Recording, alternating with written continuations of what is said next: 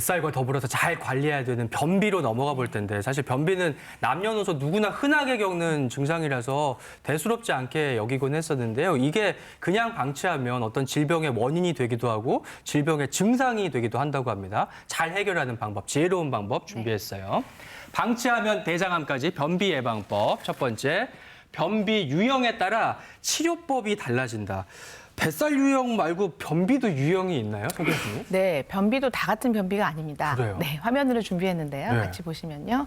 먼저 그 화장실은 가고 싶죠. 마려운데 안 나오는 경우입니다. 그래서 그 출구 폐쇄형이라고 하는데 주로 그 항문 관략근에 그 신경이 손상을 받았다든지 아니면 보갑이 떨어진 경우이고 이런 경우 심하면 이제 힘을 주다가 직장에 탈출할 수 있는 직장 탈출증까지 생길 수가 있는데 이때는 그 항문 안에 그 압력을 체크할 수 있는 센서를 삽입한 후에 모니터를 보면서 내가 어떻게 힘을 줘야 이 항문이 잘 열리는지를 스스로가 찾아낼 수 있는 그런 바이오 피드백 치료가 아주 효과적인 것으로 되어 있고요.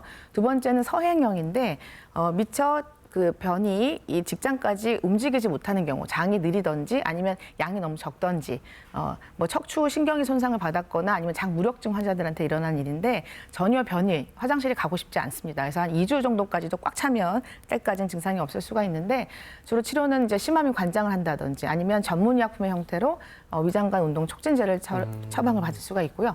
마지막은 이도저도 아닌 경우인데 주로 이제 과민성 대장 증후군의 변비 타입에서 일어나는 경련형입니다. 우리가 다리에 쥐가 나는 것처럼 장에도 근육이 있는데 그 장에 근육에 쥐가 난다 이렇게 생각하시면 되고요. 주로 스트레스에 의하거나 아니면 장내 나쁜 세균에 의해서 발생하기 때문에 유산균이 많은 식품들을 섭취하셔서 장내 신경을 안정화시키고 스트레스를 관리하는 것이 도움이 됩니다. 네. 화장실도 좀 이렇게 일기 같은 걸 써가지고 내가 어떤 변비 유형인지 좀 파악할 필요가 있네요. 대처법이 그러니까요. 달라서요. 예, 예. 네. 두 번째 고민 해결해 보겠습니다. 자, 변비 부작용이 있는지 복용하는 약을 잘 살펴보세요라는 얘기인데요. 네, 제가 아까 잠깐 말씀을 드리긴 했는데요. 그 여러 가지 제산제 같은 것도 이제 변비를 유발시킬 수가 있고요. 그다음에 진통제로 쓰여지는 마약성 진통제 같은 경우에도 역시나 변비를 유발시킬 수가 있습니다. 또한 경련할 때 쓰는 항경련제, 뭐 가려울 때 드시는 항히스타민제, 그다음에 일부 혈압약 일부에서는요 이런 부작용으로 변비가 발생될 수 있습니다. 그래서 이런 종류의 약들을 복용하셨는데 갑자기 변비가 생겼다라고 하면은 약은 일단 의심을 하실 때 끊지는 마시고 주치의와 꼭 상의를 해보시는 것이 좋겠습니다. 그리고 반대로 그냥 변비가 있는데 다른 증상도 같이 있으면요 네. 단순하게 변비만 생각하지 마시고 혹시 다른 질환도 있는지 꼭 한번 생각을 해보셔야 되는데 변비와 동반돼서 혹시 체중이 변하거나 아니면 여러 가지 어지럼증이 생기거나 아니면 혈당에 문제가 생기거나 그러면요 당뇨병이나 아니면 파킨슨병 아니면 자율신경병증 특히나 변비가 생기고 체중이 막 붓고요, 찌고요. 너무 피곤해진다 그러면 대표적으로 갑상선 기능 저하증이 있습니다. 이런 질환들도 같이 한번 꼭 생각해 보시면 좋을 것 같습니다. 네, 그러니까 내가 다른 질환 때문에 먹는 약이 변비의 원인이 될 수도 있는 건데요. 근데 그거 해결하겠다고 다른 약을 또 임의로 드셨다가는 큰일 날 수도 있다고 그래요. 그거 볼게요. 많이들 하실 것 같은데 관장약 지사제도 함부로 임의로 복용하면 안 된다고요, 하 교수님. 네, 이거 굉장히 중요한 말씀을 제가 좀 드릴 건데요. 변비가 굉장히 심하다고 해서 물리적으로 특히나 손가락이나 이런 것들을 이용해서 물리적으로 이제 변을 해결하시는 관장을 하시는 경우도 있습니다.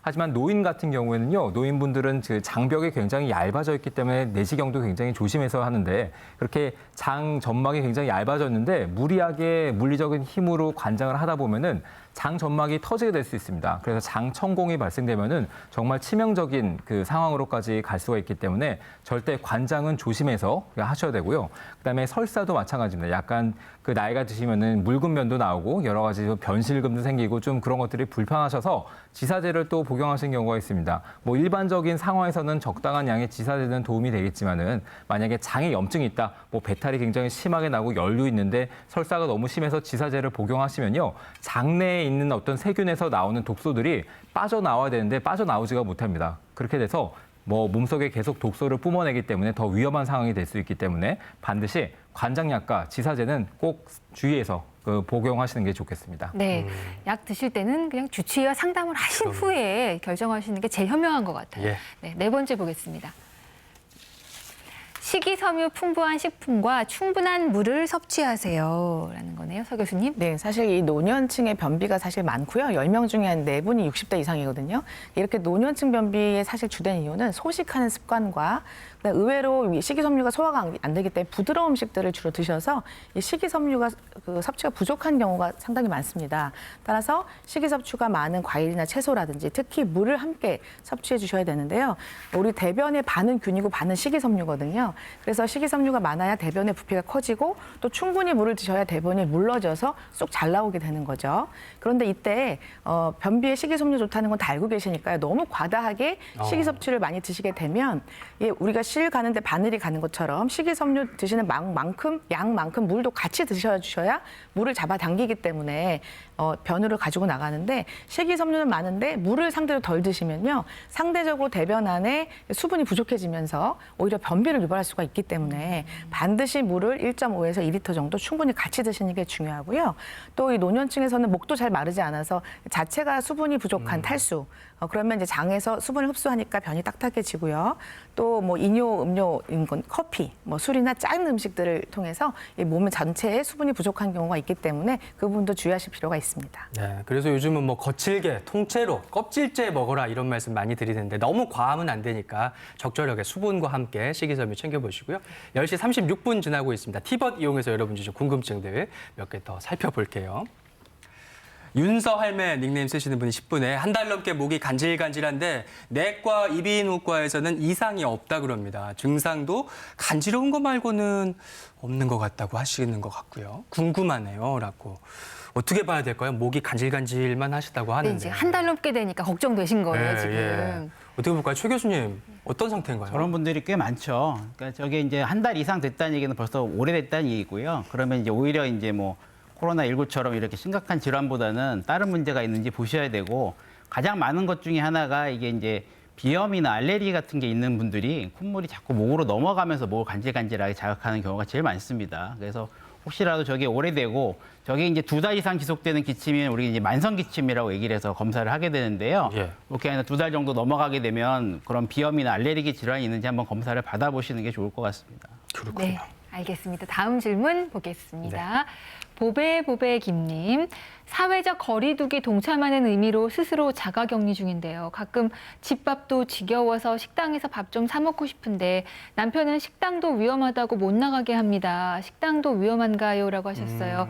사실 이렇게 세 끼를 다 집에서 해먹는 게 요즘 쉽지 않거든요. 근데 식당에서 감염됐다는 뉴스도 본 것도 같고 좀 걱정은 막 되고 어떤 분께 줄까요? 네, 이 교수님. 먹는 거는 괜찮다고는 보긴 했는데 교수님. 예, 같이 식사를 하는 거는 괜찮은데 최근에 또 식당에서 대각선에 앉아 있었던 거리 정도에 있었던 네. 분이 한번 감염된 사례가 보고된 적이 좀 있습니다. 콜센터, 그래서 예, 이제 확진자가 이제 많을 수 있는 지역 같은 경우는 이제 식당이나 이런 데서도 같이 너무 인기 있는 식당 같은 경우 너무 이제 밀집해서 이제 네. 식사를 드시면 감염 가능성이 있기 때문에 좀 주의가 필요하고요. 그러니까 이런 경우에는 이제 좋은 방법은 남들이 잘 이용 안 하는 시간대에 가서 식사를 하시거나 아니면 요새 이제 온라인으로도 대부분 배달 음식이 되니까 그런 유명한 식당도 요새 대부분 배달이 되니까 이런 데를 이용하는 게 어떨까 생각이 좀 듭니다. 그러니까 그 음식 자체의 문제라기보다는 식당에서도 사회적 거리를 좀 잘 지켜야 네. 될 것 같아요. 좀 네, 멀찌감치 맞습니다. 떨어지셔서 식사하시고 한적한 시간대 이용하시는 거 이거 기억하셔야겠어요. 테이블을 하나 걸러 하나씩 이렇게 앉으면서 좀 이렇게 여유 있게 들어가면 좋을 것 같다는 생각도 그것도 드는데 지혜로운 방법이에요. 예, 예. 어렵네요. 자, 다음 거 볼게요. 마당의 무화과님께서 36분에 맹장염 수술 시 대장 부분 절제 수술 후 변을 못 봐서 변비약 먹고 복통이 있어도 변을 못 봐서 관장약 2개 사용 후 변을 봤는데 이제는 화장실 갈 때나 걸어 다닐 때도 하얀 코 같은 액체가 나옵니다. 대장에 이상이 생겼을까요? 겁이 좀 나실 것 같은데 어떨까요, 교수님? 네, 일단 뭐 관장약을 뭐 습관적으로 쓰시진 않았지만은 이런 관장이나 이런 그 삼투압 그 자극성 하재의 경우에는요. 그 아주 예민하신 거나 약한 점막은 이제 자극을 주면서 손상을 시킬 수가 있어요. 그래서 혹시나 그 자약을 쓰시면서 어떤 그 점막의 손상이 있는지 코 같은 점막이 나왔다는 건 어쨌든 간에 그 점막 손상을 약간 의미할 수가 있기 때문에 또 통증까지 있다고 하시면 이건 전문가 쪽 그 수술하신 분 그 선생님과 좀 상의를 하시도록 병원에 방문해 보시는 게 좋을 것 같습니다. 네, 네.